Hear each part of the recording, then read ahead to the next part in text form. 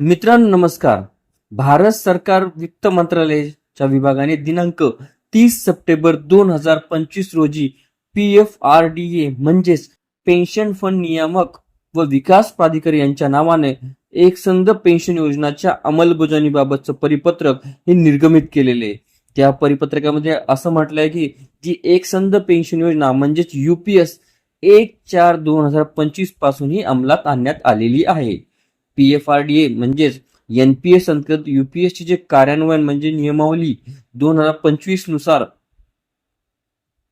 पात्र विद्यमान कर्मचारी, माजी निवृत्त व कायदेशीररित्या विवाहित मृत माजी निवृत्त यांचे जोडीदार यांना UPS साठी पर्याय निवडण्यासाठी 3 महिन्याचा कालावधी हा देण्यात आला होता, म्हणजेच 30 जून 2025 पर्यंत. तरी सुद्धा विविध भागधारकाकडून प्राप्त झालेल्या प्रतिनिधीच्या आधारे ही मुदत या विभागाच्या 1/7/2025 रोजीच्या कार्यालयीन आदेशानुसार 30/9/2025 पर्यंत ही वाढवण्यात आली होती.